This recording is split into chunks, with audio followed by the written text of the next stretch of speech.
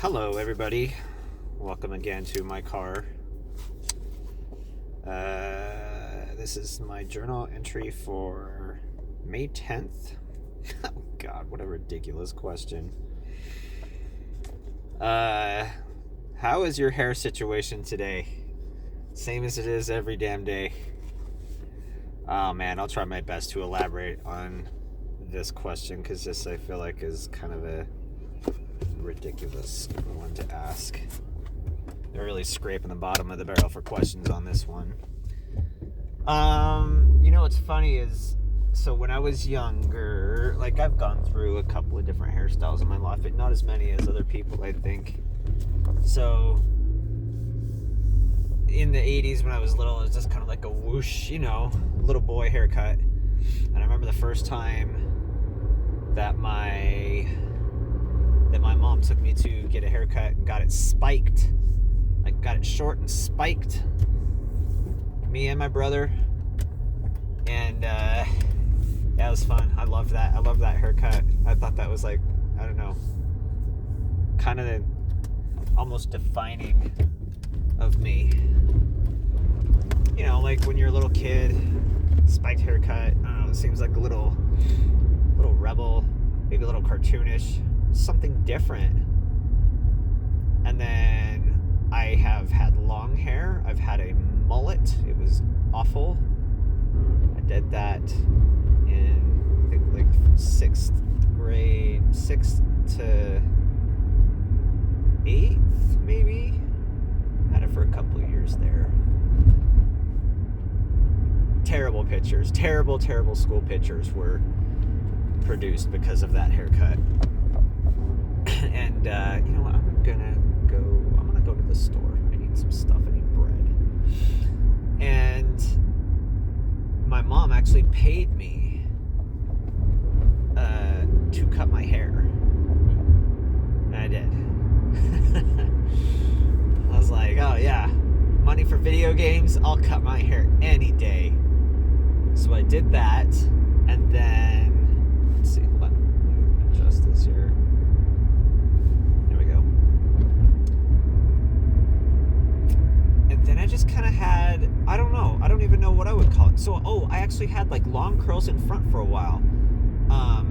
And my mom really loved that. That was my senior year of high school. Like, I don't even know what I was doing with it. It was just there. But yeah, like, I don't know. People say that that made me really handsome. I can't pull that off anymore. That look, my hair just doesn't do it. When I was when I was out of school, how old was I? 19 years old. I was living in my first apartment. Oh my God, here's a story. So, I had this friend Ashley who was living with us, and one weekend she had a friend come over. What was her friend's name? Amy. Her friend's name was Amy. And maybe they were cousins. No, I think they were just friends. Yeah, it was just friends from when she lived down in, like, Salt Lake somewhere. And this girl was really, really fun, really cute. She was really good at doing hair, so she cut my hair. And just the way that she cut it, I think she might have dyed it as well. I think it was the first time that I got my hair dyed. Oh my God, I was, like, in love with it. I was so, like, in awe of this girl. This poor girl. It probably seemed so creepy at the time. Like, I just couldn't, I don't know, I didn't know how to express to her my gratitude for what she had done, because I looked so much different than I had previously in my life. And I would just stare at her and had no words to express how I felt. And yeah, like, she told Ashley afterwards that like, I kind of made her feel uncomfortable when I would just stare at her, and I feel bad. It was not my intention at all. Anyway, so come to find out, one night we're all just kind of hanging around, and cops come knocking on my door. Since I was the one on the lease for the apartment,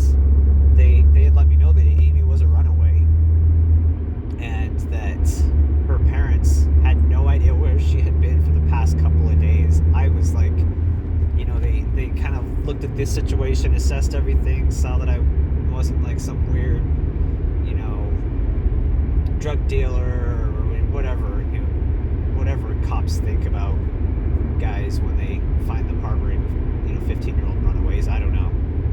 But they could see that I was not any of those things, and they took her back home, and I was freaked out. Anyway, long side story there involving hair. I've kind of stuck with the would you call it spiky? I guess you'd call it spiky. Oh, I like the way that it forms now. I've had this haircut for probably, like 20 years now. In fact, it's to the point where I don't even have to put product in it anymore. Like, it just knows what to do. Like, I just get up in the morning and I take a shower. Do what you do in the shower, wash my hair, all that, and then get out. I comb through it to kind of give it some fullness, and then just kind of like, I don't know, with my hands, just mess it up a little bit, but not a whole lot, and then it just kind of falls into what it does now. It's not a huge process. It takes me like 20 seconds. Got my hair tamed. I've got it trained to do exactly what I want it to do. And that's pretty cool. Just one less thing to worry about. God, can you imagine getting up in the morning and having to sit there and, oh my God, like when I go over to my sister's house and I watch her not only do her hair, but I mean, she spends more time. She does the hair for all three of her girls, just in concession, one after another, and she sits them down and she puts like some type of video on the phone, something Disney-ish, if not actual Disney, and just distracts them long enough for her to do their hair every single day. I do not have the patience for that. As far as girls' hair goes, I can do a ponytail. That's about it. And it's a very painful one at that, I'm told. This is not my thing. Like now that my girls are older and they do their own hair, it's like, thank goodness I never have to deal with that again. Anyway, this was a much longer video than I intended. I thought it'd be like 2 minutes of me saying, yeah, my hair's good today, just like it is every day. Guy answer, but I'm trying to elaborate on these a little bit, make them a little more interesting than just that, because it gets you talking. The more you talk about things, I think the better you feel.